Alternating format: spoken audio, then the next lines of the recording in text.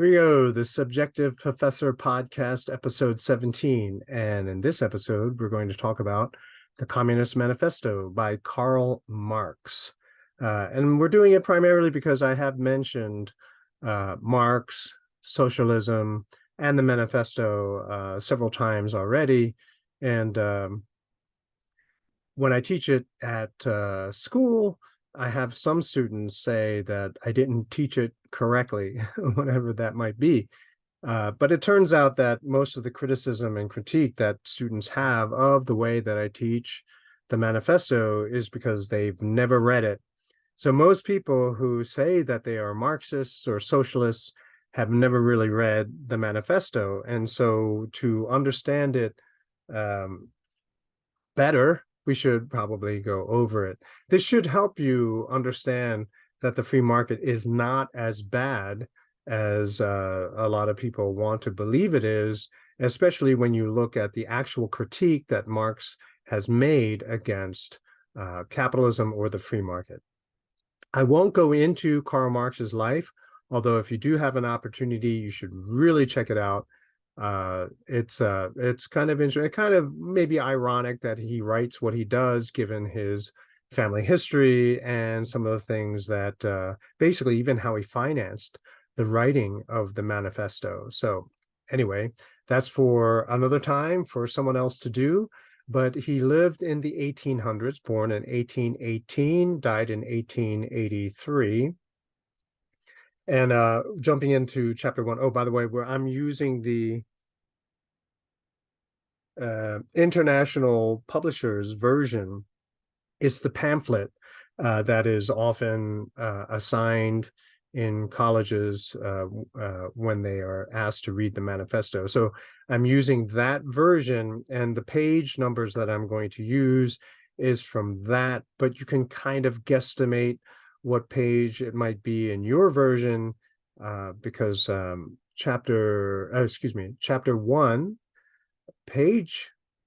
first page is page 10. Okay. Okay, so he begins by saying that all of history is a history of class struggles. And so you can name whatever the classes, give them whatever name you want, but you can always reduce any kind of class situation in any society. You can reduce it to oppressor and oppressed. And when you hear that, you should immediately think, at least in the context of this podcast, racializations. He has categorized everyone in the world as either oppressor or oppressed. So at this point, everyone is either oppressor or oppressed. And naturally, everyone is going to say, yeah, I'm part of the oppressed, because no one wants to be an oppressor.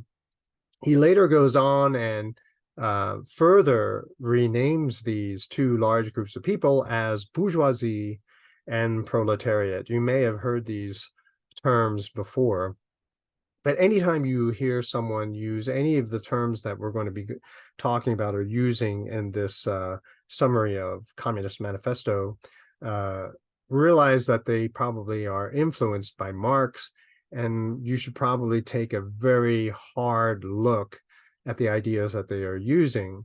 It's probably going to be problematic, like this too general, and there's a lot of sort of subjectivity in that information, right? So of course you can believe it if you want, but it is very subjective. By the way, we're not even going to be able to get through all of chapter 1 in this episode. We're just going to go through the first half of chapter 1. I'll try to go as quickly as possible, but we are going to try to read line by line. That way, I'm not reading into it my own subjectivity, but we're trying to dig at Marx's own subjectivity based on only his writings, right? Ignoring his family situation, his financial situation, right? Where he had to live ultimately. We're just going to focus on the text. Makes life simple that way. So he says that the bourgeoisie, and we have bourgeoisie and we have proletariat, excuse me. bourgeoisie, he doesn't really define immediately in the manifesto, but they are largely understood as the owners of the means of production. In other words, they are the factory owners, and they are the ones who hire workers and pay them wages. And so the bourgeoisie are those people. Proletariat are the wage-earning workers, and they are poor and they are oppressed. Now, at this point, most people, and personally, I've done this as well when I read Manifesto in college, and then again in grad school, after I already received some racial socialization. When you read this, you're creating an image of these wage-earning workers that are poor and oppressed, okay? You're developing an image, and then you're thinking about them being oppressed by these bourgeoisie, and you get a little bit upset, right? But let's stop at this point and say, does this work today? Karl Marx was living in England at the time he was writing this. And even in England, and all the observations he's making is in light of the system, the social structure of England in the 1800s. The United States has a completely different structure, although these days, given the increased size and scope of the government and the Federal Reserve, and all of its money printing, so-called, we can begin to see the rise of another dynamic, if we were to use that expression. Nevertheless, in the United States, no one is tied to any class, right? So you can change your class, basically. Also, keeping that in mind, can we really say that all workers are oppressed today? Before you say yes, understand that are doctors oppressed, right? Medical doctors, not PhD doctors, right? Because doctors are wage earners as well. And so are they oppressed? Are they part did you think of some doctors when you thought of oppressed? Although I did too, I did actually, but not oppressed in the way that you probably were thinking. And some people might say, oh, no, we're not talking about doctors and lawyers. We're talking about minimum wage earners. Okay, so I looked this up. In the 2021 Bureau of Labor Statistics, 55.5% of all workers are wage and salary workers. Okay, 55.5% of all workers are wage and salary workers. Of those workers, 1.5% are minimum wage earners. Okay, so about 0.8% of all workers are minimum wage workers. So if you were thinking of the oppressed as being minimum wage workers, well, this is a very, very small subset of all the workers in the United States. Okay, so clearly it can't be that.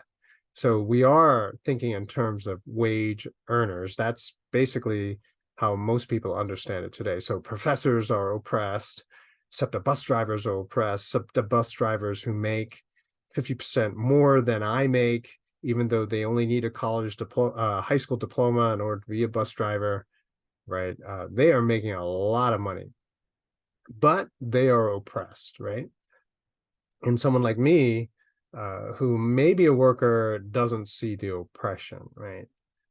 Okay, so what has the bourgeoisie done? They are the oppressors. And so what have they done which would legitimize and explain all of this oppression? Why are they oppressors? Well, and this is on page 11, they basically, or excuse me, page 10, they basically made guilds irrelevant. Now, you might not know what a guild is because we don't have them today, but guilds back in the day were basically trade organizations. Perhaps we could use blue-collar organizations that did not share their knowledge. And so they monopolized the information which made them relevant to society, whether it's blacksmithing, sword making, masonry, stonework, all of this. They kept their methods a secret. And so you had to go to them. You couldn't just pick it up on your own. You had to apprentice with them. And I suppose once you are learning this stuff, you are sworn to secrecy. You're not allowed to share this information with others. And Marx is very upset that the guilds no longer exist, right? So these guilds, now anyone can have access to this information. This is somehow a bad thing. All right, so a little bit questionable there. But anyway, the next thing he lists, he says, the bourgeoisie has put an end to all feudal, patriarchal, idyllic relations. It has pitilessly torn asunder the motley feudal ties that bound man to his natural superiors, and has left no other bond between man and man than naked self-interest, than callous cash payment, right? And so this page, that was page 11, or the second page of whatever version that you are looking at. So he's saying that the bourgeoisie has put an end to feudalism, which I thought was a bad thing, right? Because you have serfs and you have the landowners. But if you're going to get rid of that system, then hey, that shouldn't be a bad thing. Plus, the bourgeoisie has gotten rid of the patriarchy, and I thought that was a male-dominated society. I thought that would be a good thing as well, but Marx seems to be upset by this. And finally, he says they put an end to the idyllic relations, which basically farm life, right? Bring back farm life and farming. This is why a lot of sort of communistic type movements emphasize farming, right? Because this is the perfect society where everyone is doing back-breaking work from sunrise to sunset. You know, no machines, you're doing it by hand. This is the perfect life. I don't know if any of you have ever helped out in the family garden in the backyard. I tried it once when I was 16, when my parents forced me to turn the ground over in the spring. It is hard. It's hard work, okay? Believe me, typing on a computer is a lot easier than turning over, you know, with a shovel, right? No tiller or anything like that. You're doing it by hand. It's very, very hard, okay? And he's kind of upset, right? Hey, why aren't we farming? And this is kind of interesting. Another thing that the bourgeoisie has done is that they have drowned religious fervor. Well, a lot of people today believe that religious fanaticism is a problem for society, right? Because we're advanced. Why do we have to believe in God and even spirits? You know, we got science. Obviously, yes, keep in mind our earlier discussion, but I'm talking about what Marx said. He's saying that the bourgeoisie has drowned religious fervor. They also have established free trade. And this is what he calls exploitation. So free trade is exploitation. Now that word gets tossed around a lot, exploitation. But what is exploitation really? I mean, you can't just use exploitation when you're just trying to show how much you don't like an idea, right? What is that defining characteristic of anything that is exploitative so that we know, oh yeah, that's exploitation? And the answer is coercion. If you are forcing people to do something that they don't want to do, well, then that's exploitation. But if people are doing it voluntarily, you can't call it exploitation, right? So if people are gladly working for a business for whatever reason, you can't come along and say, well, no, that's exploitation because I don't like how much you're getting paid. So if it is being forced, then it's exploitation. The best example that I like using is public schools in the city, right? In these large urban areas, the public schools generally tend to be pretty bad, but students are required to attend. And if they skip out on school, right, there are strict truancy laws where the family is now penalized. They're fined, right, $300 for an absence, you know, so you got to better make sure your kids go to school. So you force kids to go to school that don't teach. That's exploitation. Okay, so it puts a different spin on it. So he wants to say voluntary trade, people who are buying and selling voluntarily, he's calling that exploitation. I would disagree with that definition, explanation. The next quote we're going to look at, and this is still on page 11, we're just going through line by line. The bourgeoisie has stripped off its halo, every occupation hitherto honored and looked up to with reverent awe. It has converted the physician, the lawyer, the priest, the poet, the man of science into its paid wage laborers. And so if there was any doubt before, yes, Marx considers doctors and lawyers, scientists, wage laborers. Okay, and so I guess the owner of the hospital would be the bourgeoisie. Everyone else in the hospital is a proletariat, from the doctors all the way down to the janitors. Interesting, right? So, but you can't really say that each of those people's experiences are in life and in society are going to be the same. I think the janitors would probably struggle a little bit more with, providing everything they need to for their families as opposed to the doctor. But you never know. Page 12, the bourgeoisie, this is the quote, the bourgeoisie cannot exist without constantly revolutionizing the instruments of production. And this affects all the other relationships in society and in the family, which causes uncertainty, right? And so Marx is a little upset at this constant revolutionizing of basically production of business, because it creates uncertainty. It's continuous change. And he says that it's hard to create new class structures because everything is constantly changing. You can't establish these new structures. But I thought that he was upset about these class structures, and now he seems to be upset that they can't create new class structures. And so that's kind of interesting. The next quote, the need of a constantly expanding market for its products chases the bourgeoisie over the whole surface of the globe. And so basically bringing change everywhere it goes. He says, old established national industries are under threat. Old established national industries. Well, old money institutions are being threatened with these new business models, with these new products that they're bringing in from overseas. But if you think about that, this is not a bad thing, because why are the old money businesses being put out of business? Because all of the customers want the new product. So it's not these new businesses that are putting these old money businesses out of business. No, it's their customers. Their customers are not interested in buying those things anymore. And so in other words, the people benefit, right? The average person benefits from having more selection, lower prices, higher quality. Two more quotes, and then we'll call it a day. In place of the old and national seclusion and self-sufficiency, we have intercourse in every direction, universal interdependence of nations, and as in material, so also in intellectual production.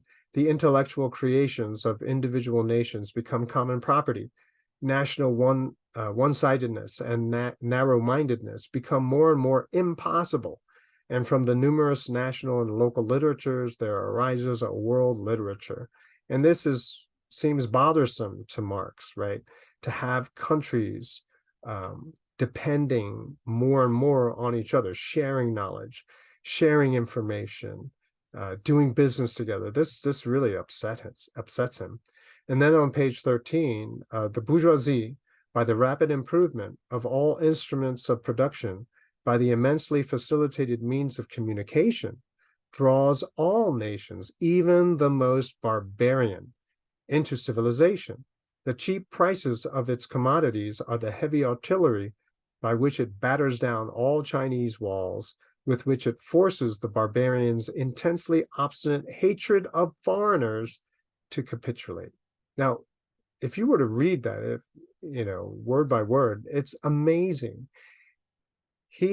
Marx is trying to use this as a critique of the bourgeoisie, but in reality, what they're doing is they're cutting down on war, the need for war, right? Even the most barbarian.